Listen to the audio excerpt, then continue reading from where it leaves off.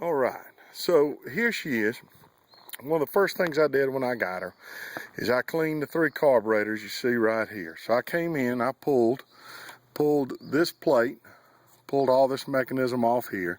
Then I came down and pulled these carbs right here, left all the linkage in place, pulled the carb, center carb with the driving issue. Pulled it, cleaned them all, again bought another kit. I think it was 20 bucks a carb.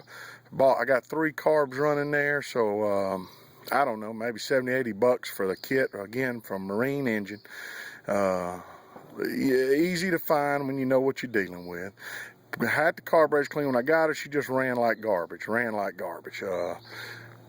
Older model, probably had been sitting around a while. Like I said, we had rebuilt all the floor, rebuilt these seats, kept the seats. Obviously, they're not original, but I kept the seats and I rebuilt the base of this seat so that she's a little bit higher. And what that does is give me the room I need to store oil standing up, two-stroke oil.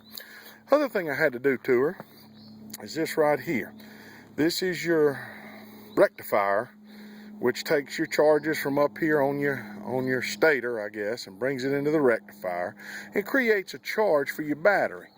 Rewired the whole boat. The battery would not charge and my tack would not run. So again, shouting out to Marine Engine, I got that there, and I also got my gauges. You see your thermal sending unit there.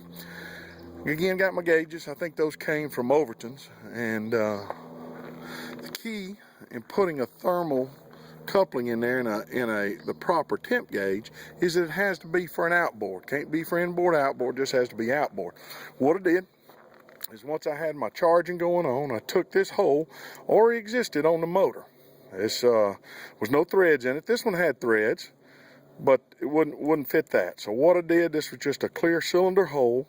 I took and headed down to the old Ace Hardware. Home Depot couldn't help me. You had to get with Ace.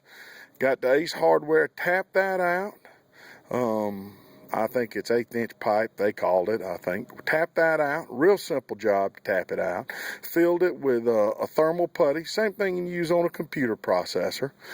Stuck it in there, ran my sending wire down through here, kept it blue, different from every other color. Comes into here. Like I said, I'd rewired the whole boat, and that runs up to my gauges.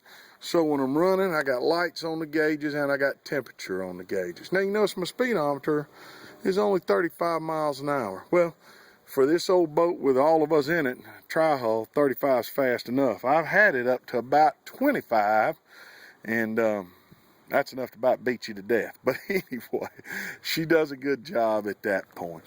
Came in here, you see another connection I had here. Issue I had, like I said, the boat didn't come with anything. I don't know if you can see it, but right here is another blue sending wire. That runs out of here, gray wire in there, comes out of there, runs up to the tack. And this is the old, I say old, they call it electric shift. It is the 72 electric shift. And then again, this is a 72 Newman. I think they were originally built in Texas, but it's a 72 Newman. And she does a pretty good job. First boat I've ever owned, first outboard I've ever owned. So the cover is going to head up this winter to the brother-in-law.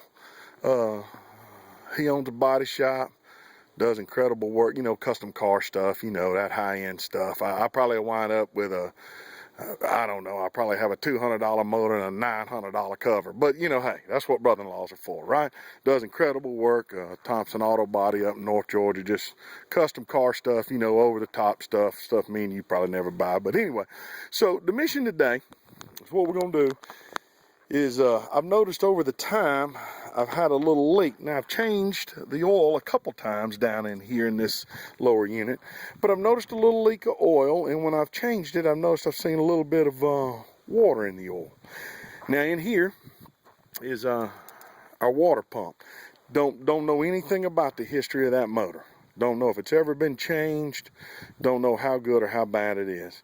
So today, the first thing's going to be we're going to get that impeller off and get a look at that, and then figure out how we're going to get that lower unit off. And we'll take some pictures, and I'll try and keep the video running while I'm doing it. It'll be a little difficult, but Like I said, 72, 65 horsepower Evinrude, strong, check compression, good compression on all the cylinders. Tough little motor. She runs hard. So that's where we're going to go. Talk to you soon.